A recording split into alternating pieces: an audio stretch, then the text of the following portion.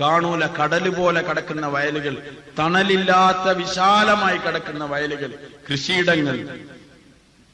ഈ വയലിലാണ് ഈ നായ വന്ന് ചാടിയത്. നേരം വെളുത്തു, സമയം ഇങ്ങനെ വെയിലിങ്ങനെ ചൂടായിക്കൊണ്ടിരിക്കുന്ന നായ ഇങ്ങനെ ഓടുകയാണ്. ഒരു 8 മണി 9 മണിയൊക്കെ ആകുമ്പോഴേക്കും നല്ല ശക്തമായ വെയിൽ വയലിൽ അടിച്ചോണ്ടിരിക്കുന്നുണ്ട്. ഈ നായ കൊണ്ട് ഒന്നാമതേ ദാഹിച്ചിട്ട് ഓടുകയാണ്. അതിന്റെ പിന്നാലെ ശക്തമായ ഈ ചൂടും. ഈ ചൂടത്ത് അവസാനം നായ നോക്കുമ്പോൾ ഒരു തണൽ കിട്ടിയിരുന്നെങ്കിൽ ഒന്ന് കിടക്കാമായിരുന്നു എന്നുള്ള നിലയിൽ ഓടിക്കൊണ്ടിരിക്കുകയാണ്. അവസാനം ഓടി ഓടി തളർന്ന ഈ നായ ഒരു വലിയ കാളവണ്ടി, പഴയ കാലത്തൊക്കെ ഉണ്ടായിരുന്ന വലിയ ചക്കറുള്ള ആ കാളവണ്ടി ആ വയലിൽ നിർത്തിയിട്ടിട്ടുണ്ട്. അതിലേക്ക് ആളുകൾ സാധനങ്ങളൊക്കെ ഇങ്ങനെ കയറ്റിക്കൊണ്ടിരിക്കുന്നു. ഗോതമ്പും അതിന്റെ പുല്ലും ഗോതമ്പുകളൊക്കെ ചാക്കിലാക്കി കൃഷിയിടങ്ങളിൽ നിന്ന് സാധനങ്ങൾ കയറ്റിക്കൊണ്ടിരിക്കുകയാണ്.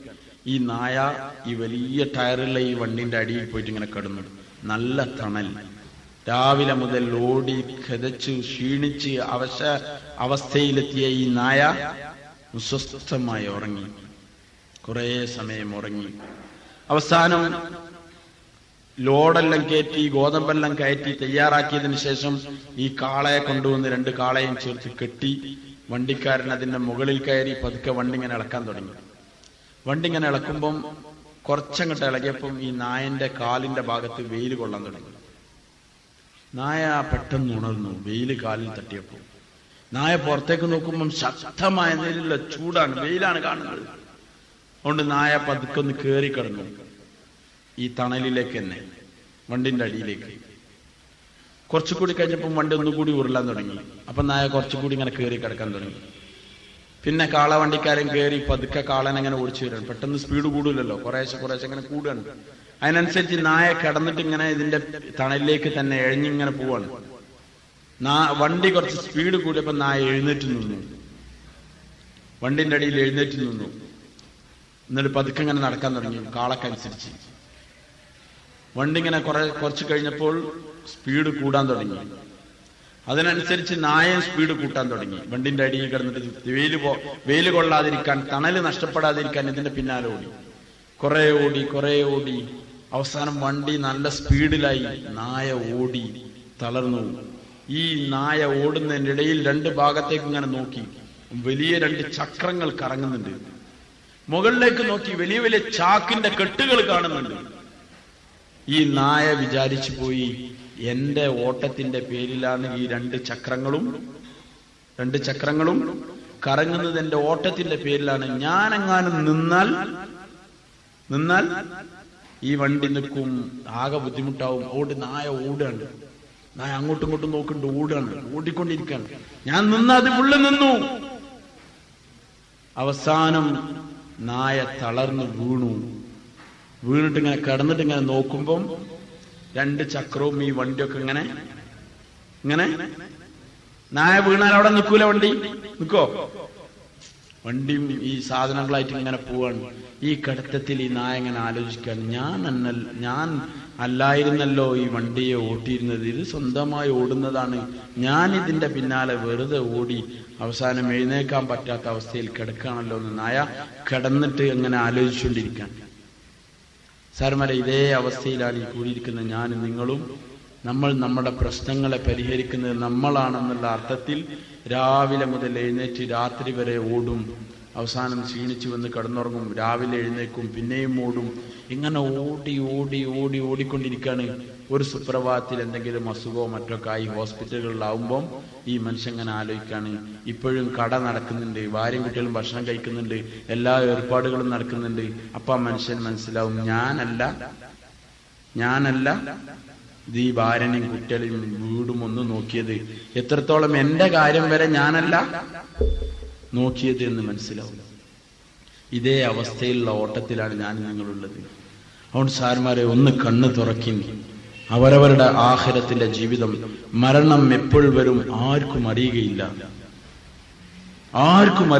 മരണം എപ്പോൾ വരുമെന്ന്. ഏത് സമയത്താണ് മരിക്കുക ആർക്കും അറിയില്ല. വമാ തദ്രി നഫ്സും മാദാ തക്സിബ് ഗദാ വമാ തദ്രി നഫ്സും ബിഅയ്യി അർദിൻ തമൂത്.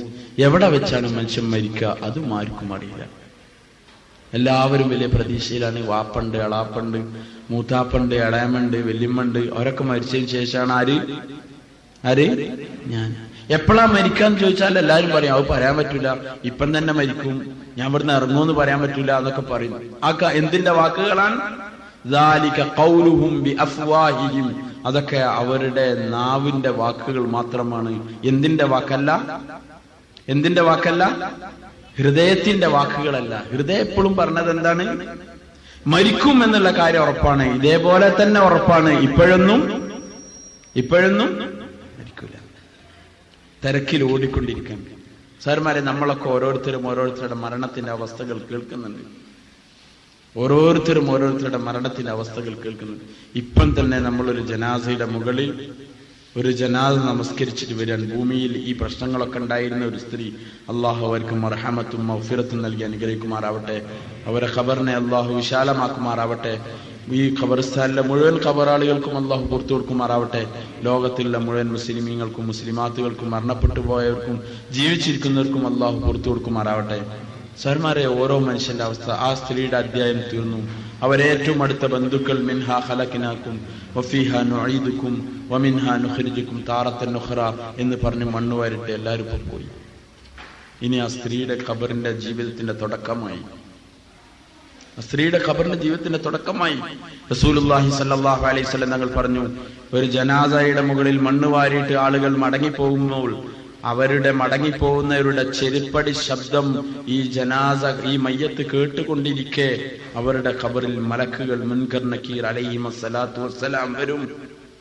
ചില ഖബറിന്റെ അടുക്കലൊക്കെ ഇരുന്നിട്ട് ഏതെങ്കിലും ആലിമ്യങ്ങൾ ചൊല്ലിക്കൊടുക്കുന്ന കേൾക്കാറുണ്ട് നമ്മൾ. ഇദാ ജാഅക്കൽ മലക്കാനിൽ മുഅക്കലാനിൽ അലീമാനിൽ ആയിലാൻ അൽ മുസമ്മയാനി ബിമുൻകരിൻ വനകീരിൻ വഅയ്ഖലാക വഅജ്ലസാക വസഅലാക മൻ റബ്ബുക വമൻ നബിയുക വമാ ഇമാമുക വമൻ ഇഖ്വാനുക. ഇതൊക്കെ നമ്മൾ സാധാരണ കേൾക്കാറുണ്ട്. എന്നുവെച്ചാൽ നീലക്കണ്ണന്മാരായ പേടി തോന്നുന്ന നിലയിലുള്ള ആ രണ്ട് മലക്കുകൾ വരും. അവർ നിന്നെ ഈ കഫൻ തുണികളിൽ നിന്നും എഴുന്നേൽപ്പിച്ചിരുത്തും. വഅയ്ഖലാക, നിന്നെ ഉണർത്തും. വഅജ്ലസാക, നിന്നെ ഇരുത്തും. വസഅലാക, അവർ രണ്ടുപേരും നിന്നോട് ചോദിക്കും, മൻ റബ്ബുക, നിന്റെ റബ്ബാരാണെന്ന് തുടങ്ങി. സാരമാണ് ആ സ്ത്രീ ഈ പറയുന്ന കാര്യം കേട്ടുകൊണ്ടിരിക്കണം. തുടങ്ങി ജീവിതം. എന്നെയും നിങ്ങളെയും ഉറ്റവരുടേവർ മണ്ണ് വാരിട്ട് തിരിച്ചു വരും. റസൂലുള്ളാഹി സ്വല്ലല്ലാഹു അലൈഹി വസല്ലം ഞങ്ങൾ പറഞ്ഞു, നിങ്ങൾ നിങ്ങളുടെ സഹോദരന് വേണ്ടി തസ്ബീത്ത് ചൊല്ലിൻ. اللهم ثبته عند السؤال اللهم ألهمهم الجواب اللهم جاف القبر عن جنبي اللهم اغفر له وارحمه اللهم آمنه من كل الفزع. ഉറ്റവരുടേവർ ഇങ്ങനെ ചെല്ലുന്നുണ്ടാവും. പടച്ചവനെ, നീ ചോദ്യം ചോദിക്കുന്ന സമയം നീ ഉറപ്പിച്ചു നിർത്തണേ പടച്ചവനെ. അല്ലാഹുമ്മ അൽഹിംഹുമുൽ ജവാബ്, ചോദ്യത്തിന് യഥാർത്ഥ ഉത്തരം നീ തോന്നിപ്പിച്ചു കൊടുക്കണേ പടച്ചവനെ. അല്ലാഹുമ്മ ജാഫിൽ ഖബർ അൻ ജംബൈ, ഞങ്ങൾക്ക് പോലും ഇറങ്ങി നിൽക്കാൻ പറ്റാത്ത ഈ ഇടുങ്ങിയ ഖബറിലാണ് ഞങ്ങളെ സഹോദരനെ വെച്ചിരിക്കുന്നത്, അല്ലെങ്കിൽ സഹോദരിയെ വെച്ചിരിക്കുന്നത്. അല്ലാഹുമ്മ ജാഫിൽ ഖബർ അൻ ജംബൈ, രണ്ട് ഭാഗത്തുനിന്നും ഖബറിനെ നീ അകറ്റണേ പടച്ചവനെ. അല്ലാഹുമ്മ ഗ്ഫിർ ലഹു, നീ പുറത്തു കൊടുക്കണേ പടച്ചവനെ. വർഹംഹു, ഈ മയ്യത്തിനോട് നീ കരുണ കാണിക്കണേ പടച്ചവനെ. അല്ലാഹുമ്മ ആമിൻഹു മിൻ കുല്ലിൽ ഫസാ, ഭയാനകരമായ വേദനാജനകമായ പ്രതിസന്ധികൾ പ്രശ്നങ്ങൾ നേരിടുമ്പോൾ നീ നിർഭയത്വം നൽകണേ പടച്ചവനെ എന്ന് നമ്മൾ വെളിയിൽ നിന്ന് പറയണം എന്ന് റസൂലുള്ളാഹി സ്വല്ലല്ലാഹു അലൈഹി വസല്ലം. നിങ്ങൾ നിങ്ങളുടെ സഹോദരന് വേണ്ടി തസ്ബീത്തിനെ ചോദിക്കും എന്ന് റസൂലുള്ളാഹി സ്വല്ലല്ലാഹു അലൈഹി വസല്ലം. എന്നിട്ട് പറഞ്ഞു, എത്ര നേരം ചോദിക്കണം? ഒരൊട്ടകത്തിനെ അറുത്ത് അതിന്റെ മാംസം ഓഹരി ചെയ്ത് തീരുന്നത് വരെ നിങ്ങൾ നിങ്ങളുടെ സഹോദരന്റെ ഖബറിന്റെ അടുക്കൽ നിൽക്കണം. നമുക്കറിയാം, ഒരു ആടർത്തിട്ട് അതിന്റെ മാംസമൊക്കെ ഏർപ്പാടാക്കി കൊടുത്തേക്കണേ എത്ര സമയം വേണം? സാറുമാരെ, ഈ ഒട്ടകത്തിന് എത്ര സമയം വേണ്ടി വരും? അത്ര സമയം ഞാനും നിങ്ങളും നിൽക്കുന്നുണ്ടോ? നമുക്ക് സമയമില്ല. വേഗം മണ്ണിന്റെ അടിയിലാക്കി പെട്ടെന്ന് മണ്ണ് വാരിയിട്ട് എല്ലാവരും തിരിച്ചു പോവാണ്. നമ്മൾ ഇതുവരെ പറഞ്ഞ ഖബറിന്റെ കാലാകാല ജീവിതത്തിന്റെ തുടക്കമായി. വെള്ളിയാഴ്ച ദിവസം നമ്മൾ എൻ്റെ ഒരു വളരെ അടുത്തൊരു സുഹൃത്തും പരിചയക്കാരനുമായ ഒരാളുടെ മകൻ, നിങ്ങൾ പേപ്പറിൽ വായിച്ചിട്ടുണ്ടാവും, വീട്ടിൽ നിന്ന് ഇറങ്ങാണ്. 10-24 വയസ്സായിട്ടുള്ളൂ. ഞങ്ങൾ കുറച്ച് മുമ്പ് അവരെ വീട്ടിൽ പോയിരുന്നു, ഞാനും കുറച്ചാളുകളും. അപ്പൊ ചായ കൊണ്ടുവന്ന ഈ പയ്യനാണ്, 10-24 വയസ്സായ ചെറുപ്പക്കാരൻ. വെള്ളിയാഴ്ച രാവിലെ വീട്ടിൽ നിന്ന് കടയിലേക്ക് ഇറങ്ങിയതാണ്. സാധാരണ പോവാറുള്ള കട കോട്ടക്കല അങ്ങാടിയിലുള്ള ചങ്കുവട്ടിയിലുള്ള ഒരു കടയിലേക്ക് വീട്ടിൽ നിന്ന് ഇറങ്ങി ബസ് സ്റ്റോപ്പിലേക്ക് നടക്കുകയാണ്.